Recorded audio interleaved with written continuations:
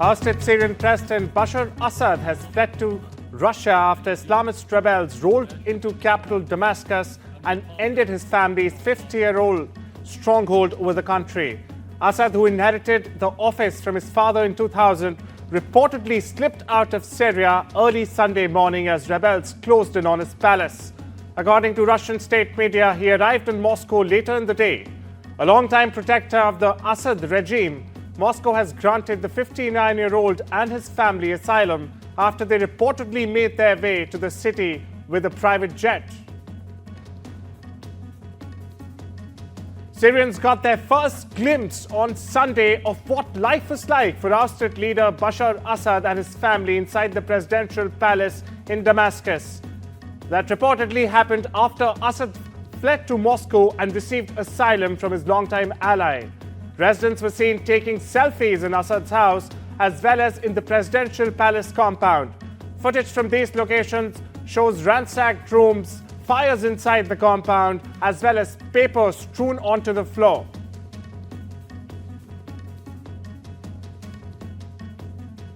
US President Joe Biden has said the sudden collapse of the Syrian government under Bashar al-Assad is a fundamental act of justice after decades of repression. But it also is a moment of risk and uncertainty for West Asia. Biden credited actions by the US and its allies for weakening Syria's backer Russia, Iran and Hezbollah. His comments came following the fall of the Assad regime in Syria. The Assad regime has fallen. This regime brutalized and tortured and killed literally hundreds of thousands of innocent Syrians. The fall of the regime is a fundamental act of justice. It's a moment of historic opportunity for the long-suffering people of Syria to build a better future for their proud country. It's also a moment of risk and uncertainty. Israeli army tanks and armored vehicles crossed the border fence, marking the so-called Alpha Line and entering the buffer zone, which separates the Israeli-occupied Golan Heights from Syria on Sunday night. Israeli Military Chief of Staff Herzi Halevi said on Sunday that Israeli troops are now engaged on 4 fronts as a result of new operations on the border of Syria and the Golan Heights. Halevi's comments came after Israel deployed soldiers into a demilitarized buffer zone in the Golan Heights after toppling of Bashar Assad's regime by Islamist rebels. Meanwhile, Prime Minister Benjamin Netanyahu said Israeli troops had seized a buffer zone in the Golan Heights established in 1974, saying it was to protect Israeli residents after Syrian troops abandoned positions.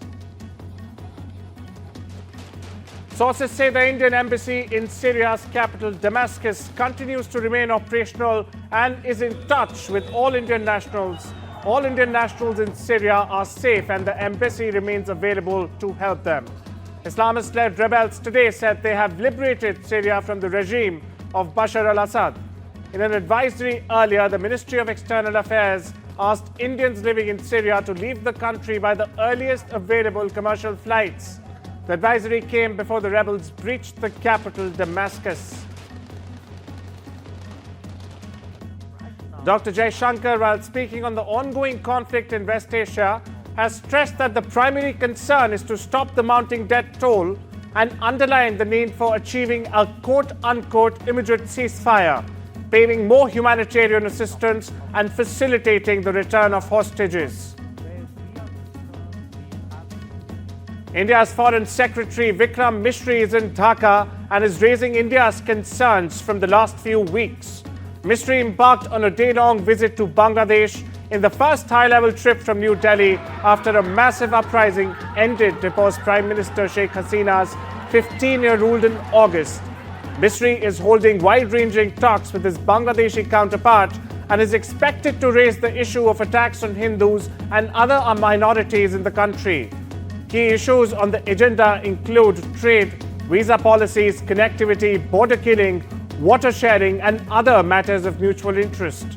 Following the meeting, Misri is scheduled to hold courtesy calls with Chief Advisor Dr. Muhammad Yunus and Foreign Affairs Advisor Tauheed Hossain. US President-elect Donald Trump has called for an immediate ceasefire and negotiations between Ukraine and Russia to end the madness, prompting Ukrainian President Volodymyr Zelensky and the Kremlin to list their conditions. Trump made his comments just hours after meeting Zelensky in Paris for their first face-to-face talks since Trump won last month's US election. The US President-elect has vowed to bring about a negotiated end to the conflict, but so far has not provided any details.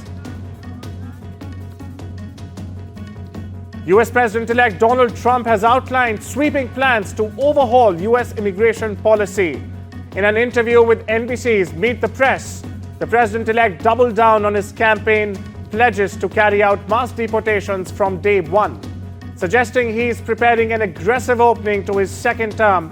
Trump also said he would end automatic US citizenship for children born in the country, a move that would immediately be challenged in the courts, but signaled openness to finding a path for undocumented immigrants who come to the US as children. They're also known as dreamers, to stay. Trump also seemed to address concerns over the independence of Federal Reserve, saying he has no plans to replace Fed Chair Jerome Powell. President-elect Donald Trump has said that he is looking into issues of pardoning to his supporters involved in the attacks on the US Capitol on January 6th. Trump claims he will bring legal relief to the January 6th rioters on his first day in office. Trump also stated that he will not weaponize the Justice Department against his political opponents. However, he did assert some of the members of the House committee that investigated the January 6th events should go to jail, accusing them of lying and destroying over a year of testimony. A woman who initially accused Sean Diddy Combs of sexual assault has expanded her lawsuit to include allegations against American rapper Jay-Z as well. The complainant, identified as Jane Doe, claimed she was 13-year-old when the alleged assaults occurred during an after-party following the 2000 Video Music Awards. Jay-Z said labeled the lawsuit as blackmail attempt and accused her attorney, Tony Busby, of engaging in quote-unquote theatrics to extort money. Ghana's former president, John Dramani Mahama, has staged a political comeback by winning the West African nation's presidential election after his rival Vice President Mahamadou Bawumia conceded defeat this Sunday. The result of Ghana's general election is another blow to a ruling party in a region where voters, hit by economic hardships, high inflation, and local currency depreciation, have caused upsets as they seek changes in leadership.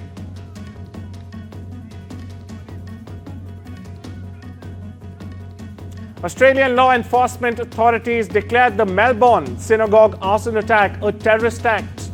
Police said that the declaration gave investigators more resources, information, and legal powers to pursue 3 suspects. Victoria Police Chief Commissioner Shane Patton added that investigators had made significant progress, but declined to detail the progress for now. Take a listen. That Joint Management Committee meeting has recommended that their belief is that this is likely a terrorist incident that has occurred. Based on that advice, we will now transition the investigation under the umbrella of the Joint Counter-Terrorism Team, which is a joint team ran by the Australian Federal Police and Victoria Police with expertise in these investigations, and we will continue that investigation. As I said, they will continue to be supported, though, by our arson explosives detectives and a range of other Victoria Police specialist resources.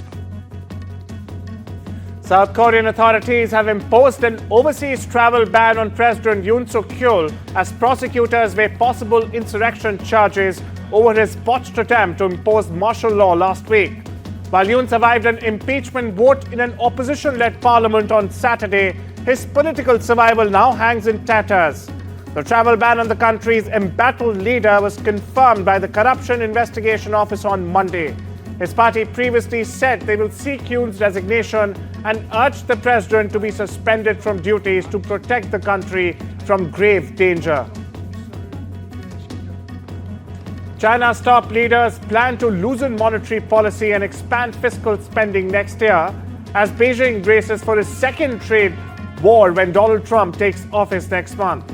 The 24-man Politburo led by President Xi Jinping announced it will embrace a moderately loose strategy for monetary policy in 2025, marking its first major shift in stance since 2011. According to official Xinhua news agency, the body also adopted stronger language on fiscal policy, saying it will be more proactive, a step up from proactive.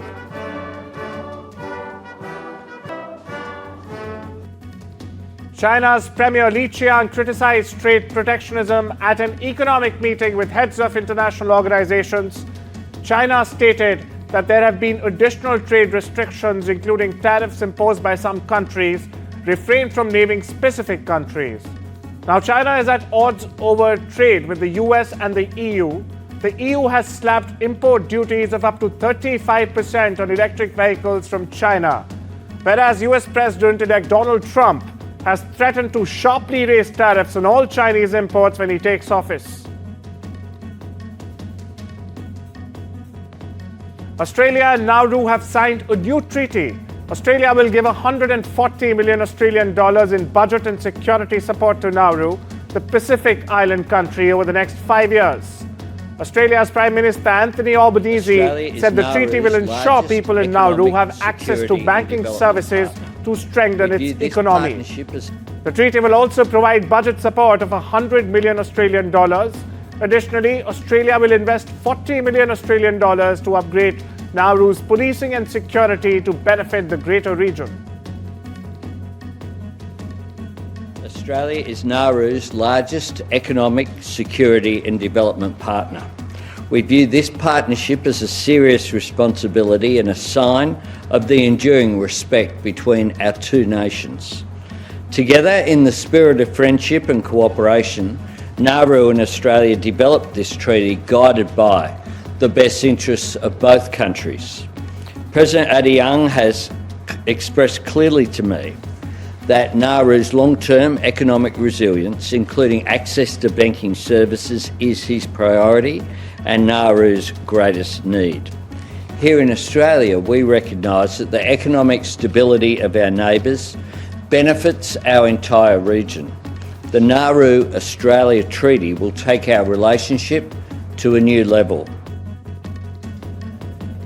After a series of official ceremonies aiming to celebrate its recovery from a devastating fire in 2019, Notre Dame opens its doors to the faithful with its first fully public Mass on Sunday evening.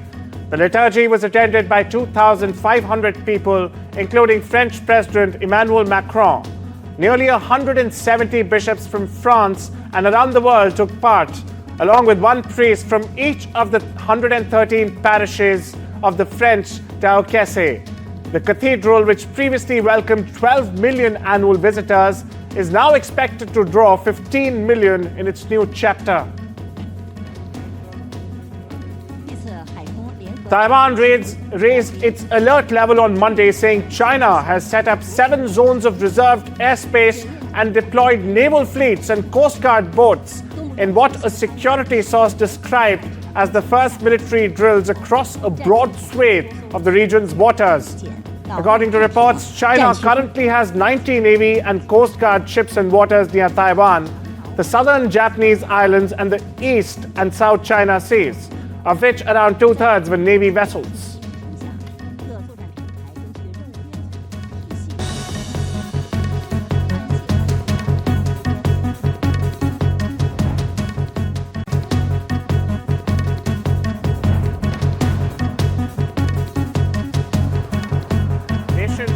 Struggled with a slide in South Korea on Monday. This comes ahead of a packed week of central bank meetings that should see borrowing costs take a step lower, while US inflation data are the last hurdle to see a further policy easing there.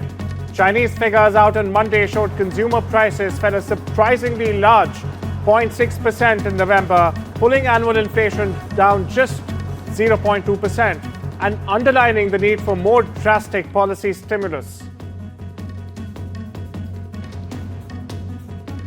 China's top electric vehicle producer Build Your Dreams, or BYD, has shown further market share gains, putting it on course to exceed its annual growth. BYD is now on a course to beat its annual sales target of 4 million vehicles, more than Japan's Honda and Detroit-based Ford in 2024 worldwide sales.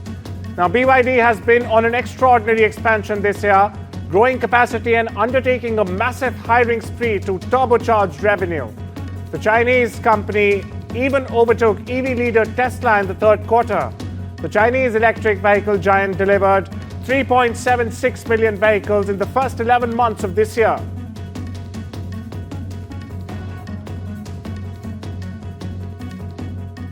Private sector data by Tokyo Shoko Research shows Japan's bankruptcy filings this year are set to surpass 10,000 and hit the highest since 2013. In November, 841 Japanese companies went bankrupt, bringing the January to November tally to 9,164. The 2024 bankruptcy figure will likely exceed 10,000 for the first time since 2013, when 10,855 firms went bankrupt.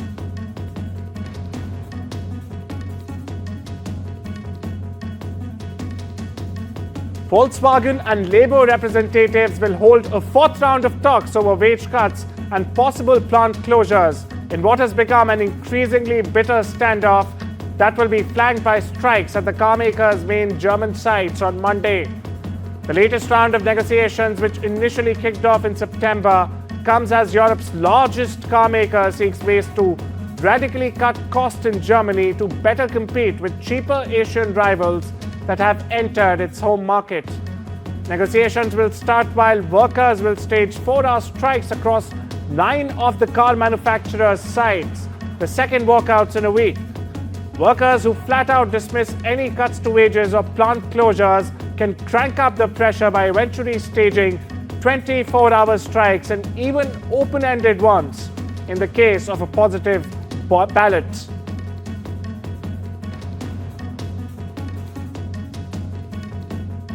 UK's Domino's Pizza Group has reached a new 5-year framework with its franchise partners.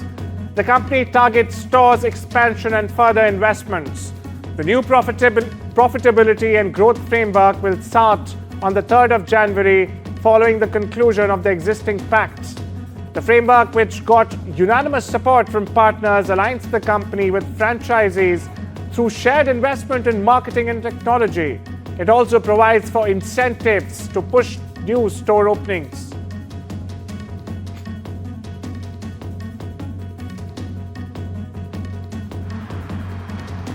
Notre Dame Cathedral reopens after 5 years. A special celebration begins in Shanghai. A customized double-decker bus for the Eternal Notre Dame VR journey features decorative elements combining Chinese and French characteristics. The second stop was the ongoing Eternal Notre Dame Immersive VR Experience exhibition at the Shanghai Exhibition Center. Visitors embarked on a unique 45-minute exploration journey through entering the exhibition hall and putting on VR glasses. The exhibition will continue until the 28th of February 2025. Listen in.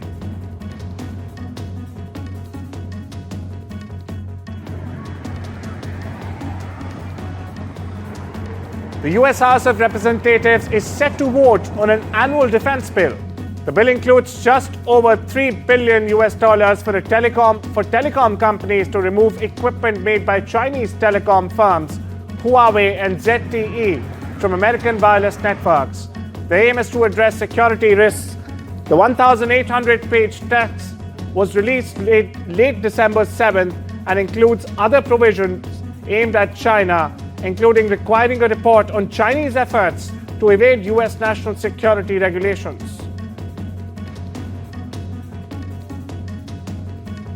The US government has approved the export of advanced artificial intelligence chips to a Microsoft-operated facility in the UAE. This comes as part of the company's partnership with Emirati AI firm G42. Microsoft invested $1.5 billion in G42 earlier this year, giving the US company a minority stake and a board seat. As part of the deal, G42 would use Microsoft's cloud services to run its artificial intelligence applications. European Union scientists have said that 2024 will be the world's warmest since records began, with extraordinarily high temperatures expected to persist into at least the first few months of 2025. The data from the EU's Copernicus Climate Change Services, or the C3S, comes 2 weeks after UN climate talks yielded a $300 billion deal to tackle climate change. A package poorer countries blasted as insufficient to cover the soaring cost of climate-related disasters.